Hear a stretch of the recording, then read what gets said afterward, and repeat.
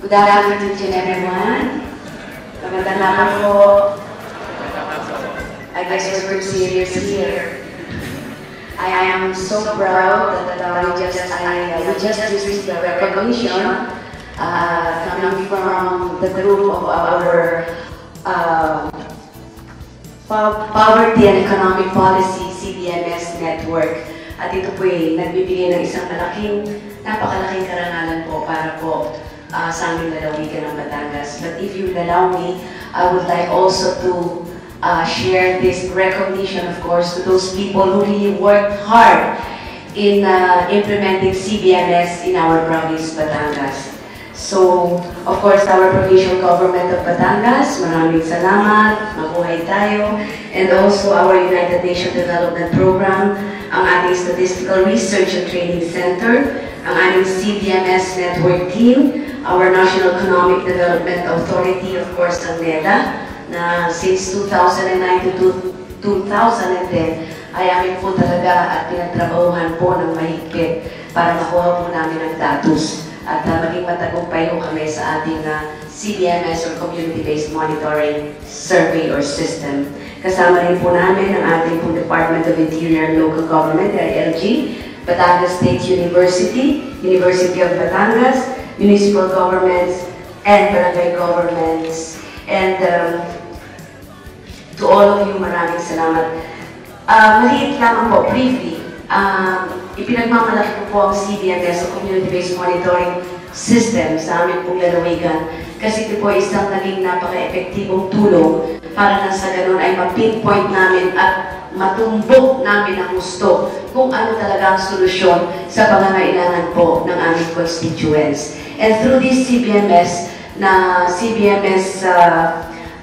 program, ito po ay per household na talagang alam namin at inalam namin ang kanilang status o kabuhayan. Anong trabaho ng mga magulang, ilan ang anak, nag-aaral ba o hindi, anong problema. Nasa ganon, even the very limited resources that we have from the provincial government, pag nagbigay ng solusyon ay natutumbok at yung solusyon talaga sa kanilang pangangailangan ang tamang na ibibigay sa aming pong mga kababayan. And again, we're on our second round already of our CBMS, which means we will really try working hard on extending this to our local leaders. At nandito po ngayon ang provincial government to support them with statistical work. So, or technical work we call it. So, ito po yung magiging matagumpay. I truly believe in CBMS because ito ang kasabihan na dapat ang naibibigay na tulong o suporta ay yung totoong pangangailangan ng kanyang mamamayan. At yan ang ginagawa ng CBMS sa aming pong lalawigan. Again, thank you very much for this recognition. At para po sa ating lahat, mabuhay ang CBMS, mabuhay ang Batangas, at also congratulations po sa anim pa nating lalawigan na nag-implement po at naging matagumpay ang CBMS. Magandang hapon po.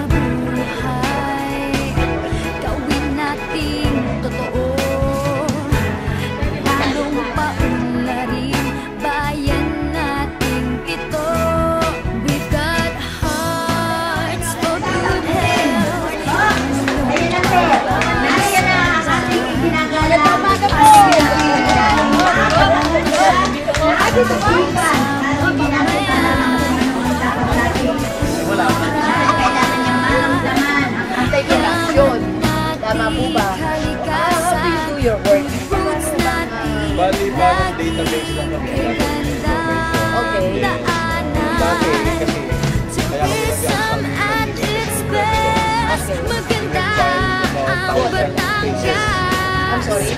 Maaasahang seguridad lalong pinalakas. We are hearts at work. Panindigan.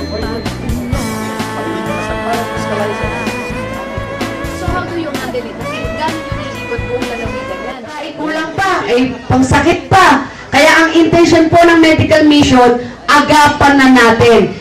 On our part, sa provincial government po, we are trying our very best to really coordinate o makipag-coordinate kamukha nitong Bantay Bayan sa pagtulong na po pwede pang magawa para sa pangkalusugang pangangailangan ng ating pong mamamayan.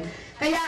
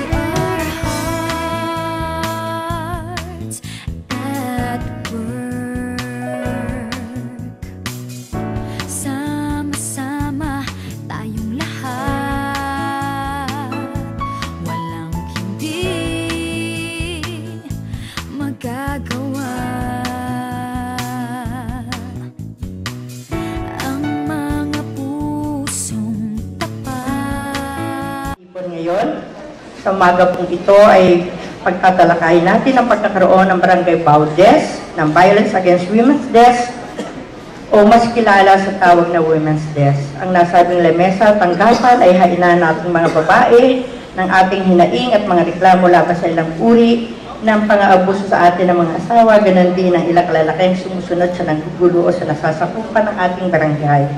Napakalaking bagay ang pagkakaroon ng unit o tanggapan na ganito sa ating mga barangay. Ngayong pong umaga, malaki ang challenge na kinakaharap natin ng mga kababaihan at ng mga kalalakihan. Ngayon, dito po sa lalawigan ng Batangas, sa pagpupursige ni Governor Vilma Santos Recto at sa pangunguna ni Bukal Mabel, ni Bukal Balpa, pinasa po ang Gender and Development Code na magpapakita at magpapatibay na pagkakapantay-pantay ng kababaihan at ng mga usapan sa araw na ito. It has something to do with our God. Yung God, GAD, or ang tinatawag nating Gender and Development Project or Program. Ito ho ay ang programa na pinag-usapan ho yung gender, maging lalaki, babae, bata, matanda. To each and everyone, magandang umaga po sa inyo.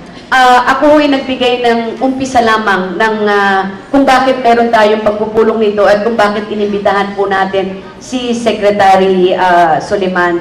Again, if I may, ang issue po rito ay napaka-importante, yung tinatawag po nating equality ng lahat po ng klase ng kasarian. Again, if I may reiterate, each and every one of us has a responsibility. At ang responsibilidad pong ito ay ang tinatawag din natin, gagamitin natin ang ating karapatan. At buwan ng mga kababaihan.